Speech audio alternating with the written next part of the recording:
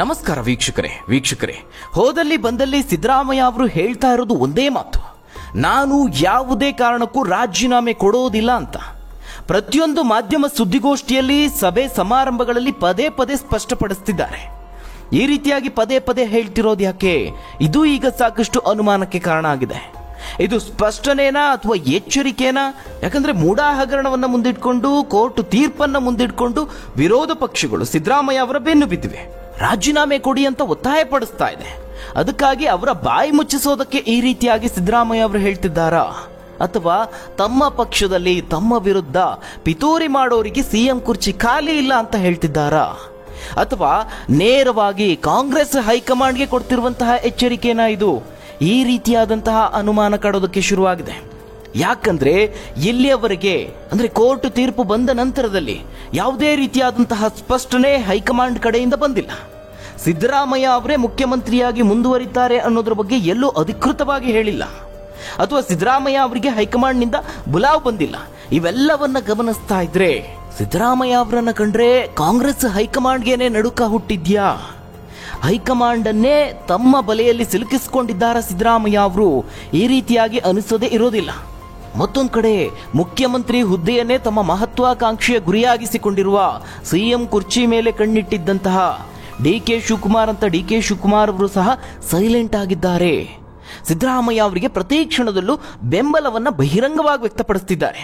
ಇದು ಸಹ ಸಾಕಷ್ಟು ಅನುಮಾನಗಳಿಗೆ ಕಾರಣ ಆಗ್ತಾ ಇದೆ. ಹಾಗಾದ್ರೆ ಸಿದ್ದರಾಮಯ್ಯ ಅವರ ಗೇಮ್ ಪ್ಲಾನ್ ಏನು? ಟಗರು ಉರುಳಿಸಿದ್ದ ದಾಳಕ್ಕೆ ಕಂಗಾಲಾಯ್ತಾ ಹೈಕಮಾಂಡ್ ಅನ್ನೇ ಬಗ್ಗು ಬಡಿದ್ರ ಸಿದ್ದರಾಮಯ್ಯ? ಡಿ ಕೆ ಶಿವಕುಮಾರ್ ಅವರ ಮೌನದ ಹಿಂದಿನ ರಹಸ್ಯ ಏನು? ಏನಾಗ್ತಾ ಇದೆ ರಾಜ್ಯ ರಾಜಕಾರಣದಲ್ಲಿ? ಆ ಎಲ್ಲದರ ಬಗ್ಗೆ ಒಂದು ವರದಿ ಇದೆ, ನೋಡೋಣ. ವೀಕ್ಷಕರೇ, ಸದ್ಯ ರಾಜ್ಯದಲ್ಲಿ ರಾಜೀನಾಮೆ ರಾಜಕೀಯ ಭಾರಿ ಜೋರಾಗಿ ನಡೀತಾ ಇದೆ. ನೀವೆಲ್ಲರೂ ಗಮನಿಸ್ತಾ ಇರಬಹುದು. ರಾಜೀನಾಮೆ ಕೊಡಿ ಅಂತ ಸಿದ್ದರಾಮಯ್ಯ ಅವರಿಗೆ ಕೇಳಿದ್ರೆ ನಾನು ಯಾಕೆ ಕೊಡ್ಲಿ, ನೀವೇ ಕೊಡಿ ಅಂತ ಹೇಳ್ತಿದ್ದಾರೆ. ಇನ್ನು ಇಷ್ಟು ದಿನ ಸಿದ್ದರಾಮಯ್ಯ ಅವರ ರಾಜೀನಾಮೆ ಬೇಕು ಅಂತ ಕೇಳ್ತಿದ್ದ ಕುಮಾರಸ್ವಾಮಿ ಅವರು ಈಗ ಉಲ್ಟಾ ಹೊಡೆಯೋದಕ್ಕೆ ಶುರು ಮಾಡಿದ್ದಾರೆ. ಇತ್ತ ವಿಪಕ್ಷದಿಂದ ರಾಜೀನಾಮೆ ವಿಚಾರದಲ್ಲಿ ಅಂದ್ರೆ ಬಿಜೆಪಿಯಿಂದ ಚಾಲೆಂಜ್ ಕೂಡ ಮಾಡಲಾಗ್ತಾ ಇದೆ. ಆರ್ ಅಶೋಕ್ ಅವರು ಸಿದ್ದರಾಮಯ್ಯ ಅವರಿಗೆ ನಾನು ರಾಜೀನಾಮೆ ಕೊಟ್ರೆ ನೀವು ಕೊಡ್ತೀರಾ ಅಂತ ಚಾಲೆಂಜ್ ಹಾಕ್ತಿದ್ದಾರೆ. ಇದಕ್ಕೆ ಮೊದಲು ನೀನು ರಾಜೀನಾಮೆ ಕೊಡಪ್ಪ ಅಂತ ಸಿದ್ದರಾಮಯ್ಯ ಅವ್ರಿಗೆ ಹೇಳ್ತಿದ್ದಾರೆ. ಇವೆಲ್ಲದರ ಮಧ್ಯೆ ಸಿಎಂ ಮಾತ್ರ ಪದೇ ಪದೇ ರಾಜೀನಾಮೆ ಮಾತೇ ಇಲ್ಲ ಅಂತ ಸ್ಪಷ್ಟಪಡಿಸ್ತಿದ್ದಾರೆ. ಅಷ್ಟೇ ಅಲ್ಲ, ತಾನು ಯಾವುದರ ಬಗ್ಗೆನೂ ತಲೆ ಕೆಡಿಸ್ಕೊಳ್ತಿಲ್ಲ ಅನ್ನುವಂತೆ ಇತರ ರಾಜಕೀಯ ಚಟುವಟಿಕೆಯಲ್ಲಿ ಸಕ್ರಿಯವಾಗಿ ಪಾಲ್ಗೊಳ್ತಿದ್ದಾರೆ. ಇದು ಸಿದ್ದರಾಮಯ್ಯ ಅವರ ನಿಲುವನ್ನ ಸ್ಪಷ್ಟಪಡಿಸ್ತಿದ್ಯಾ? ಅಥವಾ ತಾನು ಮುಖ್ಯಮಂತ್ರಿಯಾಗಿ ಮುಂದುವರಿತೀನಿ ಅನ್ನೋದಕ್ಕೆ, ಆ ಒಂದು ಬಲವಾದ ನಂಬಿಕೆಗೆ ಅದರ ಹಿಂದಿನ ಕಾರಣ ಏನು? ಇದು ಈಗ ಸಾಕಷ್ಟು ಕುತೂಹಲವನ್ನ ಮೂಡಿಸ್ತಾ ಇದೆ. ಇದಕ್ಕೆ ಪ್ರಮುಖ ಕಾರಣ ಅಂತ ಹೇಳಿದ್ರೆ ಹೈಕಮಾಂಡ್ ಅಂತಲೇ ಹೇಳ್ಬಹುದು. ಯಾಕಂದ್ರೆ ಹೈಕಮಾಂಡ್ ಈಗ ಇಕ್ಕಟ್ಟಿನ ಪರಿಸ್ಥಿತಿಯಲ್ಲಿದೆ. ಈ ಕಡೆ ರಾಜೀನಾಮೆಗೆ ಒತ್ತಾಯಿಸೋದಕ್ಕೂ ಆಗ್ತಾ ಇಲ್ಲ, ಬೇಡ ಅಂತ ಮುಂದುವರಿರಿ ಅಂತ ಹೇಳೋದಕ್ಕೂ ಆಗ್ತಾ ಇಲ್ಲ. ಇತ್ತ ಸಿದ್ದರಾಮಯ್ಯ ಅವರೇನಾದ್ರೂ ಒತ್ತಡಕ್ಕೆ ಮಣಿಯೋದಕ್ಕೂ ಮುಂಚೆನೆ ನೈತಿಕ ಹೊಣೆ ಹೊತ್ತೇನಾದ್ರೂ ರಾಜೀನಾಮೆ ಕೊಡ್ತಾರಾ? ಅದು ಸಾಧ್ಯವೇ ಇಲ್ಲದಂತಹ ಮಾತು. ಯಾಕಂದ್ರೆ ಅವರು ಯಾರ ಮಾತನ್ನು ಕೇಳುವಂತಹ ಪರಿಸ್ಥಿತಿಯಲ್ಲಿಲ್ಲ. ಹೈಕಮಾಂಡ್ ಮನವೊಲಿಕೆಗೂ ಅವರು ಬಗ್ಗುವಂತೆ ಕಾಣಿಸ್ತಾ ಇಲ್ಲ. ಈಗ ಹೈಕಮಾಂಡ್ಗೆ ಇರುವಂತಹ ಒಂದೇ ಒಂದು ದಾರಿ ಅಂತ ಹೇಳಿದ್ರೆ ಹಠಕ್ಕೆ ಬಿದ್ದು ಸಿದ್ದರಾಮಯ್ಯ ಅವರ ರಾಜೀನಾಮೆಯನ್ನ ಪಡಿಬೇಕು. ಆದ್ರೆ ಅದು ಅಷ್ಟು ಸುಲಭದ ಮಾತಲ್ಲ. ಅದು ಬಹಳ ಚಾಲೆಂಜಿಂಗ್ ವಿಚಾರ. ರಾಜೀನಾಮೆಗೆ ಒತ್ತಡ ತಂದ್ರೆ ಸಿದ್ದರಾಮಯ್ಯ ಅವರು ಬಂಡಾಯ ಹೇಳ್ತಾರೆ. ಬಲಾಬಲ ಪ್ರದರ್ಶನಕ್ಕೂ ಸಿದ್ದರಾಮಯ್ಯ ಅವರು ಸಿದ್ಧರಾಗಿ ನಿಂತಿದ್ದಾರೆ. ಹಾಗಂತ ರಾಜೀನಾಮೆನೇ ಕೇಳದೇ ಇದ್ರೆ ಏನಾಗುತ್ತೆ? ಈಗಾಗಲೇ ಹೈಕಮಾಂಡ್ ಅಂದ್ರೆ ಕಾಂಗ್ರೆಸ್ ರಾಷ್ಟ್ರ ಮಟ್ಟದಲ್ಲಿ ಮುಜುಗರವನ್ನ ಎದುರಿಸ್ತಾ ಇದೆ. ಆರೋಪ ಹೊತ್ತಂತಹ ಮುಖ್ಯಮಂತ್ರಿಯಿಂದ ರಾಜೀನಾಮೆ ಪಡೆಯದೇ ಇದ್ರೆ ಅದರಿಂದ ಭವಿಷ್ಯದ ರಾಜಕಾರಣದಲ್ಲೂ ಪಕ್ಷ ಮುಜುಗರದ ಪರಿಸ್ಥಿತಿಯನ್ನ ಎದುರಿಸಬೇಕಾಗಬಹುದು. ಹೀಗಾಗಿನೇ ಹೇಳಿದ್ದು, ಕಾಂಗ್ರೆಸ್ ಹೈಕಮಾಂಡ್ ಈಗ ಒಂದು ರೀತಿ ಗೊಂದಲದ ಪರಿಸ್ಥಿತಿಯಲ್ಲಿದೆ, ಇಕ್ಕಟ್ಟಿನ ಪರಿಸ್ಥಿತಿಯಲ್ಲಿದೆ. ಈಗ ಮೂಡಾ ಹಗರಣದಲ್ಲಿ ಕಾನೂನು ವಿಚಾರಕ್ಕೆ ಬಂದ್ರೆ ಕೋರ್ಟ್ನಲ್ಲಿ ಸಿದ್ದರಾಮಯ್ಯ ಅವರಿಗೆ ಹಿನ್ನಡೆ ಆಗಿದೆ. ಲೋಕಾಯುಕ್ತ ತನಿಖೆ ಆಗಬೇಕು ಅಂತ ನ್ಯಾಯಾಲಯ ಆದೇಶವನ್ನ ನೀಡಿದೆ. 3 ತಿಂಗಳಲ್ಲಿ ತನಿಖೆ ಮುಗಿಸಬೇಕು, ವರದಿಯನ್ನ ನೀಡಬೇಕು. ಆ ಪ್ರಕಾರವಾಗಿ ನೋಡೋದಾದ್ರೆ ಡಿಸೆಂಬರ್ 24ರ ವೇಳೆಗೆ ಲೋಕಾಯುಕ್ತ ಪೊಲೀಸರು ತನಿಖೆಯನ್ನ ಮುಗಿಸಿ ಕೋರ್ಟ್ಗೆ ವರದಿಯನ್ನ ಸಲ್ಲಿಸಬೇಕು. ಲೋಕಾಯುಕ್ತ ತನಿಖೆ ಕೂಡ ಚುರುಕುಗೊಂಡಿದೆ. ಕಾನೂನು ಪ್ರಕ್ರಿಯೆಗಳು ಏನ್ ನಡಿಬೇಕೋ ಅದು ನಡೀತಾ ಇದೆ. ಆದ್ರೆ ರಾಷ್ಟ್ರ ಮಟ್ಟದಲ್ಲಿ ಈ ವಿಚಾರ ದೊಡ್ಡದಾಗಿ ಸದ್ದು ಮಾಡ್ತಾ ಇದೆ. ಬಿಜೆಪಿ ನಾಯಕರು ಇದನ್ನೇ ಬಹಳ ದೊಡ್ಡ ಅಸ್ತ್ರವಾಗಿ ಬಳಸಿಕೊಳ್ತಿದ್ದಾರೆ. ಅಲ್ಲದೆ ಕೆಲವೊಂದು ರಾಜ್ಯದಲ್ಲಿ ಈಗ ವಿಧಾನಸಭಾ ಚುನಾವಣೆ ಎದುರಾಗ್ತಾ ಇದೆ. ಹೀಗಾಗಿ ಬಿಜೆಪಿ ರಾಷ್ಟ್ರೀಯ ನಾಯಕರು ಕಾಂಗ್ರೆಸ್ ವಿರುದ್ಧವಾಗಿ ಇದನ್ನೇ ಅಸ್ತ್ರವಾಗಿ ಬಳಸಿಕೊಂಡು ಹರಿಹಾಯ್ತಿದ್ದಾರೆ, ವಾಗ್ದಾಳಿಯನ್ನ ಮಾಡ್ತಿದ್ದಾರೆ. ಕಳೆದ ಲೋಕಸಭಾ ಚುನಾವಣೆಯ ಫಲಿತಾಂಶದಿಂದಾಗಿ ಕಾಂಗ್ರೆಸ್ ನಿಟ್ಟುಸಿರನ್ನ ಬಿಡ್ತಾ ಇದೆ. ಇಂತಹ ಸಂದರ್ಭದಲ್ಲಿ ರಾಷ್ಟ್ರ ಮಟ್ಟದಲ್ಲಿ ತನ್ನ ಅಸ್ತಿತ್ವವನ್ನ ಕಾಪಾಡಿಕೊಳ್ಳುವಂತಹ ಹಾದಿನಲ್ಲಿ ಈ ಮೂಡಾ ಹಗರಣದ ವಿಚಾರ, ರಾಜೀನಾಮೆ ವಿಚಾರ ಮುಳುವಾಗುವಂತೆ ಕಾಣಿಸ್ತಾ ಇದೆ. ಈಗಾಗಲೇ ಕೋರ್ಟ್ ತೀರ್ಪು ಹೊರಬಿದ್ದ ನಂತರದಲ್ಲಿ ಕಾಂಗ್ರೆಸ್ ಹೈಕಮಾಂಡ್ ಅನ್ನ ಸಿದ್ದರಾಮಯ್ಯ ಅವರು ಸಂಪರ್ಕಿಸಿದ್ದಾರೆ. ರಾಜೀನಾಮೆಗೆ ಒತ್ತಡ ತರೋದು ಬೇಡ ಅನ್ನುವ ರೀತಿಯಲ್ಲಿ ಮಾತನಾಡಿದ್ದಾರೆ ಎನ್ನಲಾಗ್ತಾ ಇದೆ. ಅಂದ್ರೆ ಇದು ವರಿಷ್ಠರಿಗೆ ನೀಡಿರುವಂತಹ ಒಂದು ರೀತಿಯ ಎಚ್ಚರಿಕೆ ಅಂತಲೇ ಹೇಳಬಹುದು. ಮತ್ತೊಂದು ವಿಚಾರ ಅಂತ ಹೇಳಿದ್ರೆ, ಸಿದ್ದರಾಮಯ್ಯ ಅವರು ಈ ರೀತಿಯಾಗಿ ಪಟ್ಟು ಹಿಡಿಯೋದಕ್ಕೂ ಕಾರಣ ಇದೆ. ಇಲ್ಲಿ ಸ್ವಲ್ಪ ಎಡವಿದ್ರೂ ಮುಂದಿನ ರಾಜಕೀಯ ಭವಿಷ್ಯಕ್ಕೆ ದೊಡ್ಡ ಮಟ್ಟದ ಹೊಡೆತ ಬೀಳುತ್ತೆ. ಅಂದ್ರೆ ಈಗ ಸದ್ಯಕ್ಕೆ ಸಚಿವರು, ಶಾಸಕರು ಹಲವರು ಸಿದ್ದರಾಮಯ್ಯ ಅವರ ಬೆಂಬಲಕ್ಕೆ ನಿಂತಿದ್ದಾರೆ, ಬಹಿರಂಗವಾಗಿ ಹೇಳ್ತಿದ್ದಾರೆ. ಆದ್ರೆ ಅದೇ ನಿಷ್ಠೆ ಮುಂದಿನ ದಿನಗಳಲ್ಲೂ ಇರುತ್ತೆ ಅಂತ ಹೇಳೋದಕ್ಕೆ ಸಾಧ್ಯವಿಲ್ಲ. ಇದು ಸಿದ್ದರಾಮಯ್ಯ ಅವರಿಗೂ ಸಹ ಗೊತ್ತಿದೆ. ಇದೇ ಕಾರಣಕ್ಕೆ ಎಂಥದ್ದೇ ಕಠಿಣವಾದಂತಹ ಒತ್ತಡದ ಪರಿಸ್ಥಿತಿ ಬಂದರೂ ತಮ್ಮ ಕುರ್ಚಿಗೆ ಅಂಟಿಕೊಂಡಿದ್ದಾರೆ. ಹಾಗಾದ್ರೆ ಇಲ್ಲಿ ಪ್ರಮುಖವಾಗಿ ಹೈಕಮಾಂಡ್ಗೆ ಕಾಡ್ತಿರುವಂತಹ ಭಯ ಏನು? ಉತ್ತರದ ರಾಜ್ಯಗಳಲ್ಲಿ ಚುನಾವಣೆ ಇದೆ. ಈಗಾಗಲೇ ಹರಿಯಾಣದಲ್ಲಿ ಮಾತನಾಡುವಂತಹ ಸಂದರ್ಭದಲ್ಲಿ ಸ್ವತಃ ಪ್ರಧಾನಮಂತ್ರಿ ನರೇಂದ್ರ ಮೋದಿ ಅವರೇ ಕಾಂಗ್ರೆಸ್ ವಿರುದ್ಧವಾಗಿ ವಾಗ್ದಾಳಿಯನ್ನ ಮಾಡುವಂತಹ ಸಂದರ್ಭದಲ್ಲಿ ಮೂಡಾ ಹಗರಣದ ವಿಚಾರವನ್ನ ಪ್ರಸ್ತಾಪ ಮಾಡ್ತಾರೆ. ಕಾಂಗ್ರೆಸ್ ಹೈಕಮಾಂಡೇ ಭ್ರಷ್ಟ ಆಗಿರುವಂತಹ ಸಂದರ್ಭದಲ್ಲಿ ಅದರ ಕೆಳಗಿರುವಂತವರು, ಅಂದ್ರೆ ಕಾಂಗ್ರೆಸ್ ಆಡಳಿತದಲ್ಲಿರುವಂತಹ ರಾಜ್ಯಗಳಲ್ಲಿ ಇರುವಂತಹ ರಾಜಕೀಯ ನಾಯಕರು ಭ್ರಷ್ಟರಾಗದೇ ಇರ್ತಾರಾ? ಸಿದ್ದರಾಮಯ್ಯ ಅವರು ಕೋರ್ಟ್ ತೀರ್ಪು ಬಂದ ನಂತರದಲ್ಲಾದ್ರೂ ರಾಜೀನಾಮೆ ಕೊಡಬೇಕು ಅಂತ ಒತ್ತಾಯಪಡಿಸಿದ್ರು. ಹೀಗಿರುವಾಗ ಕಾಂಗ್ರೆಸ್ ಹೈಕಮಾಂಡ್ ಅದಕ್ಕೆ ಏನು ತಿರುಗೇಟು ಕೊಡೋದಕ್ಕಾಗೋದಿಲ್ಲ.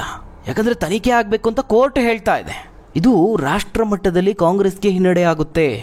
ಹಾಗಂದ ಮಾತ್ರಕ್ಕೆ ಬಿಜೆಪಿಗೆ ಇದು ದೊಡ್ಡ ಪ್ರಯೋಜನ ಆಗುತ್ತೆ, ಹರಿಯಾಣ ಚುನಾವಣೆಯಲ್ಲಿ ಇದು ಬಹಳ ದೊಡ್ಡ ಅಸ್ತ್ರ ಆಗುತ್ತೆ ಅಂತ ಹೇಳೋದಕ್ಕಾಗೋದಿಲ್ಲ. ಆದ್ರೆ ಹರಿಯಾಣ ಮಾತ್ರವಲ್ಲದೆ ನಮ್ಮ ಪಕ್ಕದ ಮಹಾರಾಷ್ಟ್ರ ವಿಧಾನಸಭಾ ಚುನಾವಣೆ ಸಹ ಇದೆ.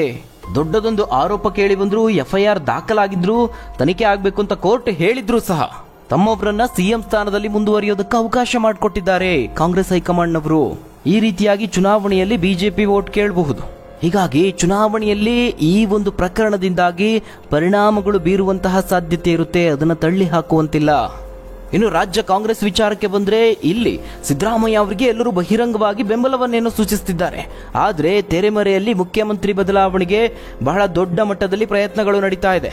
ಇದೇ ಕಾರಣಕ್ಕೆ ಸಿದ್ದರಾಮಯ್ಯ ಅವರು ಮೊದಲೇ ಹೈಕಮಾಂಡ್ ನಾಯಕರನ್ನ ಭೇಟಿ ಮಾಡಿದ್ರು. ಇತ್ತೀಚೆಗಷ್ಟೇ ಕೇರಳಕ್ಕೆ ಭೇಟಿ ನೀಡಿ ಅಲ್ಲಿ ಹೈಕಮಾಂಡ್ ನಾಯಕರಾದ ವೇಣುಗೋಪಾಲ್ ಅವರನ್ನ ಭೇಟಿ ಮಾಡಿ ಚರ್ಚೆ ಮಾಡಿದ್ರು. ಮತ್ತೊಂದು ಕಡೆ ಸಿದ್ದರಾಮಯ್ಯ ಅವರ ನಾಯಕತ್ವದ ಬಗ್ಗೆ, ಅದರಲ್ಲೂ ಕಾರ್ಯನಿರ್ವಹಣೆಯ ವಿಚಾರದಲ್ಲಿ ಕಾಂಗ್ರೆಸ್ ಶಾಸಕರಿಗೆ ಬಹಳ ದೊಡ್ಡ ಅಸಮಾಧಾನ ಇದೆ. ಇದಕ್ಕೆ ಮೂಲ ಕಾರಣ ನಿಮ್ಮೆಲ್ಲರಿಗೂ ಗೊತ್ತಿರುವಂಥದ್ದೇ. ಅಭಿವೃದ್ಧಿ ಯೋಜನೆಗಳಿಗೆ, ಕಾಮಗಾರಿಗಳಿಗೆ ಹಣ ಬಿಡುಗಡೆ ಆಗ್ತಾ ಇಲ್ಲ.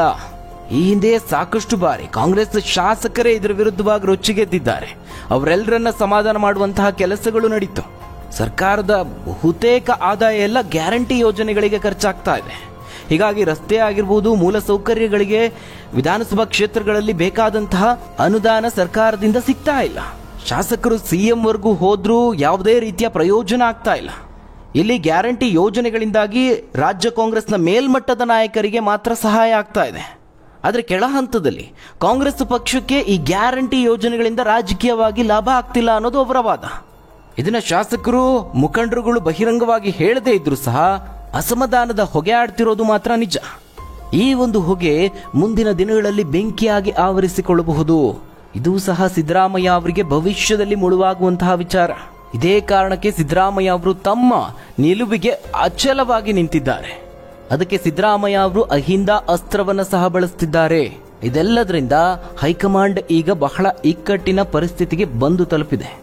ಇನ್ನು ಸಿಎಂ ಸ್ಥಾನದ ಆಕಾಂಕ್ಷಿಗಳ ವಿಚಾರಕ್ಕೆ ಬಂದ್ರೆ, ಕಾಂಗ್ರೆಸ್ ಅಧಿಕಾರಕ್ಕೆ ಬಂದಂತಹ ಸಂದರ್ಭದಲ್ಲಿ ಒಂದು ದೊಡ್ಡ ರೇಸ್ ನಡೀತು.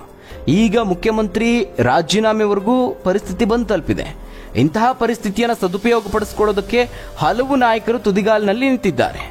ಆದರೆ ಇದರಲ್ಲಿ ಸೈಲೆಂಟ್ ಆಗಿರುವಂತೆ ಕಾಣಿಸ್ತಾ ಇರೋದು ಮಾತ್ರ DK ಶಿವಕುಮಾರ್ ಅವರು. ಯಾಕಂದ್ರೆ ಸಿಎಂ ಸ್ಥಾನದ ಸರತಿ ಸಾಲಿನಲ್ಲಿ ಮೊದಲನೇದಾಗಿ ಕಾಣಿಸ್ತಾ ಇದ್ದಿದ್ದು ಅಂತ ಹೇಳಿದ್ರೆ ಅದು DK ಶಿವಕುಮಾರ್ ಅವರು. ಆದ್ರೆ ಅವರು ಸದ್ಯಕ್ಕೆ ಸಿದ್ದರಾಮಯ್ಯ ಅವರ ಬೆಂಬಲಕ್ಕೆ ನಿಂತಿದ್ದಾರೆ. ಇದರ ಹಿಂದೆ ಬಹಳ ದೊಡ್ಡ ಆಲೋಚನೆ ಇದೆ. ವೀಕ್ಷಕರೇ, ಈ ಸಿಎಂ ಸ್ಥಾನದ ವಿಚಾರದ ಬಗ್ಗೆ ಒಂದು ಒಪ್ಪಂದ ಆಗಿರುವ ಬಗ್ಗೆ ಒಂದು ಸುದ್ದಿಯನ್ನ ನೀವು ಕೇಳಿರಬಹುದು. ಬರುವ ವರ್ಷದ ಮೇ ತಿಂಗಳಿಗೆ ಮುಖ್ಯಮಂತ್ರಿಯಾಗಿ ಸಿದ್ದರಾಮಯ್ಯ ಅವರು 2 ವರ್ಷ ಅವಧಿಯನ್ನು ಪೂರೈಸುತ್ತಾರೆ. ಆ ಹೊತ್ತಿಗೆ ಈ ಮೂಡಾ ಹಗರಣದ ವಿಚಾರವೂ ಸಹ, ಆ ಕಾನೂನು ಪ್ರಕ್ರಿಯೆಯೂ ಸಹ ಮುಗಿಯುವಂತಹ ಹಂತಕ್ಕೆ ಬರಬಹುದು. ಈಗಲೇ ಡಿ ಕೆ ಶಿವಕುಮಾರ್ ಅವರು ರಾಜೀನಾಮೆ ವಿಚಾರದಲ್ಲಿ ಏನಾದರೂ ಸದ್ದು ಮಾಡಿದ್ರೆ ಅದು ಅವರ ಭವಿಷ್ಯಕ್ಕೆ ತೊಂದರೆ ಆಗುತ್ತೆ. ಈ ಲೆಕ್ಕಾಚಾರದಲ್ಲಿ ಡಿ ಕೆ ಶಿವಕುಮಾರ್ ಅವರು ಇರುವಂತೆ ಕಾಣಿಸ್ತಾ ಇದೆ.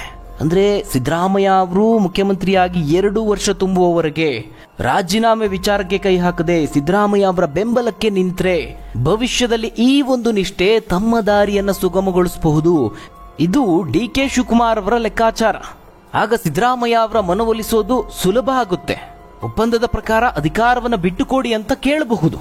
ಇನ್ನು ಮತ್ತೊಂದು ವಿಚಾರ ಅಂತ ಹೇಳಿದ್ರೆ ಮಲ್ಲಿಕಾರ್ಜುನ್ ಖರ್ಗೆ ಅವರು ರಾಜ್ಯ ರಾಜಕಾರಣಕ್ಕೆ ಬರ್ತಾರೆ ಅನ್ನುವಂತಹ ಸುದ್ದಿ ಇದೆ. ಅವರು ಬಹಿರಂಗವಾಗಿ ಅದನ್ನ ಹೇಳದೇ ಇದ್ರು ಹಲವು ರಾಜ್ಯ ನಾಯಕರು ಖರ್ಗೆ ಪರವಾಗಿ ನಿಂತಿದ್ದಾರೆ. ಇದು ಡಿ ಕೆ ಶಿವಕುಮಾರ್ ಅವರಿಗೆ ಹಿನ್ನಡೆ ತರುವಂತಹ ವಿಚಾರ. ಯಾಕಂದ್ರೆ ಖರ್ಗೆ ಅವರು ಮುಖ್ಯಮಂತ್ರಿ ಸ್ಥಾನಕ್ಕೆ ಏರಿದ್ದೇ ಆದಲ್ಲಿ ಅವರನ್ನ ಕದಲಿಸೋದು ಅಷ್ಟು ಸುಲಭದ ಮಾತಲ್ಲ. ಅದು ಡಿ ಕೆ ಶಿವಕುಮಾರ್ ಅವರ ಬಹುಕಾಲದ ಕನಸನ್ನ ಭಗ್ನಗೊಳಿಸುತ್ತೆ. ಹೀಗಾಗಿ ಸದ್ಯಕ್ಕೆ ಸಿದ್ದರಾಮಯ್ಯ ಅವರ ಬೆಂಬಲಕ್ಕೆ ನಿಲ್ಲೋದೇ ಬಹಳ ಒಳ್ಳೆಯ ನಿರ್ಧಾರ ಅನ್ನೋದು ಡಿ ಕೆ ಶಿವಕುಮಾರ್ ಅವರಿಗೂ ಗೊತ್ತಿದೆ. ಹೀಗಾಗಿನೇ ಡಿ ಕೆ ಶಿವಕುಮಾರ್ ಅವರು ಜಾಣ ನಡೆಯಲಿದ್ದಾರೆ ಅಂತಲೇ ಹೇಳ್ಬೋದು. ಇದು ಸದ್ಯದ ರಾಜ್ಯ ರಾಜಕಾರಣದ ಪರಿಸ್ಥಿತಿ. ಹಾಗಾದ್ರೆ ವೀಕ್ಷಕರೇ, ರಾಜೀನಾಮೆ ವಿಚಾರದ ಬಗ್ಗೆ ನೀವೇನಂತೀರಾ? ಸಿದ್ದರಾಮಯ್ಯ ಅವರು ರಾಜೀನಾಮೆ ನೀಡಬೇಕಾ ಅಥವಾ ಅವರು ಮುಂದುವರಿಬೇಕಾ? ಅವರ ಕಾರ್ಯವೈಖರಿ ಹೇಗಿದೆ? ತಪ್ಪದೆ ಕಮೆಂಟ್ ಮೂಲಕವಾಗಿ ತಿಳಿಸಿ. ಧನ್ಯವಾದಗಳು ವೀಕ್ಷಕರೇ.